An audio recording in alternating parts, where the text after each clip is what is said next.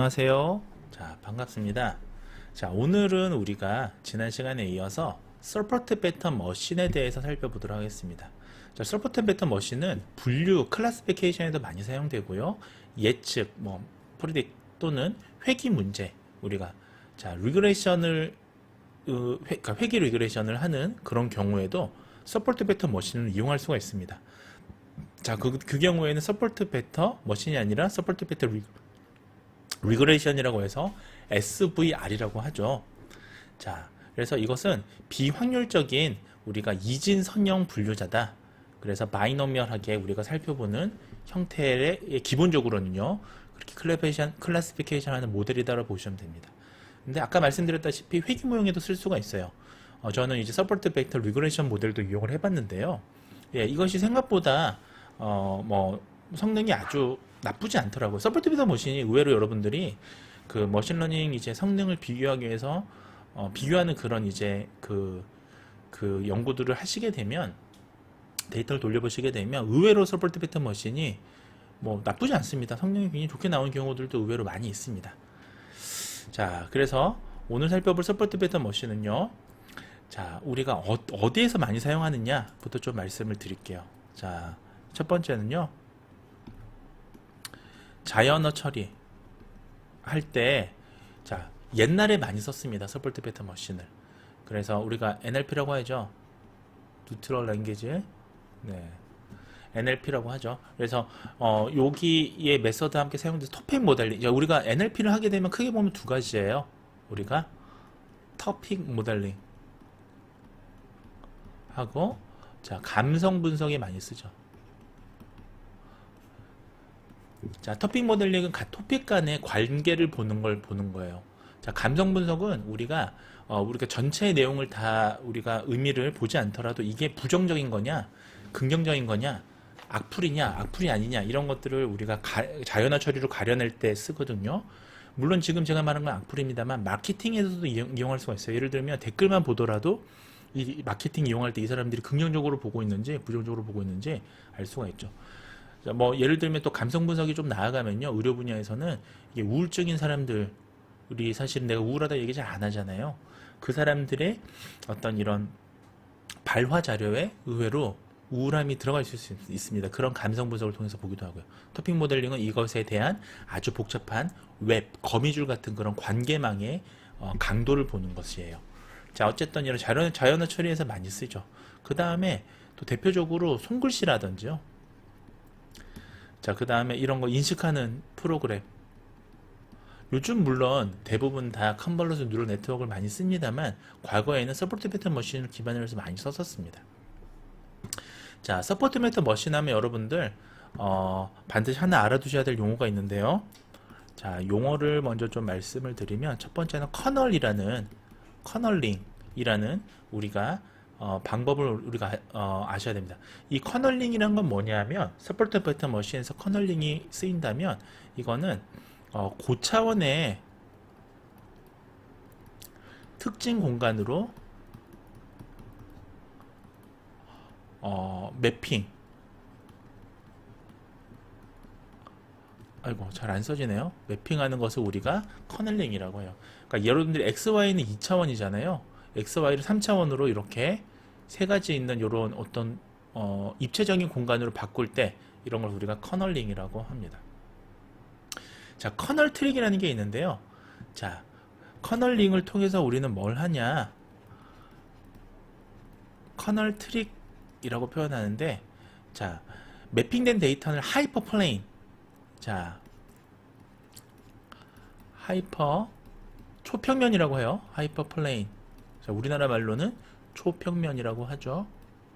자, 서포트 패턴 머신의 가장 핵심, 이게 복잡한 알고리즘 다 집어치우고 하나만 뽑자면 중요한 게 뭐냐? 하이퍼 플레인을 찾는 거거든요. 초평면. 뒤에서 설명을 드릴게요, 일단은. 자, 그래서 자, 이 초평면을 찾는데, 자, 이것을 우리가 분류를 2차원에서 찾는 것보다 3차원으로 커널 변환을 시켜서 우리가 분류를 더 잘할 때까지 계속 반복하면서 우리가 초평면을 찾는 방법이 바로 서포트 패턴 머신이에요. 그래서 그걸 하기 위해서 커널링을 많이 합니다. 자, 제가 한번 예시를 들어볼게요. 자, 이걸 지우고요. 자, 지금 이게 대표적인 서포트 패턴 머신의 그러니까 그 커널링을 우리가 설명하는 가장 대표적인 그림인데요. 자, 지금 이게 2차원이죠. 이게 2차원. 자, 그러니까 여기서 말하는 차원이라는 게 축을 얘기하는 겁니다. 축. X축하고 여기는 Y축밖에 없는 거잖아요. 자, 이게 3차원이죠. 3차원은 자, X, Y 말고 하나의 Z라는 지금 이게 입체 공간이 된 거잖아요. 자, 봤을 때 자, 지금 이 2차원의 점을 분류하는 최적의 직선을 여러분들 만든다면 이거 사실은 우리가 알기 어렵죠. 자, 직선 형태로 지금 이걸 구분한다면 어떻게 여러분들 자르시겠어요? 그냥 이렇게 자를까요? 네. 사실 최적의 선이라고 얘기할 수가 없습니다. 자, 왜냐면 얘가 지금 여기 들어가 있네요. 자, 근데 지금 보십시오. 3차원으로 이걸 분류한다면 입체적으로 이렇게 봤을 때 사실은 이게 2차원이 3차원으로 이렇게 커널 트랙이라고 합니다. 이렇게 분류했더니 실은 이렇게 위에 있는 놈들은 붕 떠 있는 거예요. 마치 그 심해어하고 물 바닷속에 그 아주 그 수면 위에 있는 물고기랑 서로 노는 물이 다른 것처럼요. 자, 이때 우리가 커널 트랙, 자, 요렇게 지금 입체 공간으로 만들어준 걸 커널 트랙이라는데요. 이게 3차 공간으로 매핑. 자, 이렇게 요거를 그대로 매핑이라는 걸 이렇게 적합시키는 걸 얘기합니다. 그러면 데이터를 분류할 수 있는 하이퍼플레인을 정의할 수 있는 상태로 변합니다. 이때 하이퍼플레인이 바로 이 녀석인 거예요. 자, 얘가 바로 하이퍼플레인. 자, 초평면이죠. 우리나라 말로. 자, 초평면은 뭐다? 분류할 수 있는 그런 가장 효율적인 기능이라기보다 선을 얘기합니다. 자, 그래서 이런 원리대로 이용한다라는 거죠. 어떤 느낌인지 아시겠죠? 그러니까 2차원보다는 때로는 3차원으로 바꿔서 분류하는 게 분류 자체는 훨씬 더 효과적일 수 있다. 라는 말씀을 드렸습니다. 자, 근데 우리가 한 가지 아셔야 될 건, 자, 지금 저렇게 커널링을 통해서 우리가 초평면을 찾는데, 문제는 이게 뭐 서포트 베터의 장점이 있어요. 우리가 장단점부터 먼저 알고 우리가 얘기를 하면 좋을 것 같아요. 서포트 베터 머신의 장점은 뭐냐 하면, 샘플 수가 적어도 성능이 괜찮아요. 근데 너무 터무니없이 적은 샘플 수로는 사실은 머신러닝 자체가 안 됩니다. 자, 하지만 작은 데이터 셋에서도 가능해요. 자, 하지만 뭐가 문제냐? 자, 제가 볼 때 단점은 자, 차원 수가 너무 많으면요.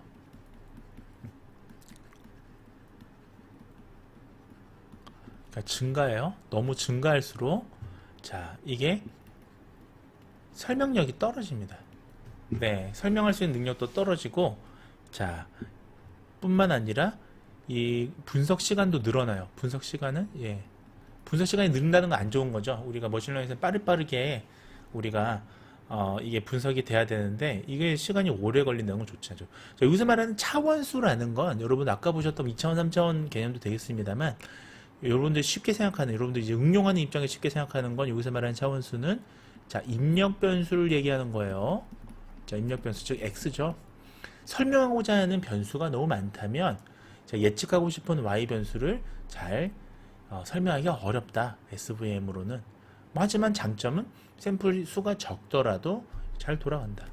자, 그 다음에 두 번째 단점이 또 있습니다. 이거는 SVM뿐만이 아니라 서포트 베터 머신뿐만이 아니라 대부분의 머신러닝에 비슷한 얘기인데요.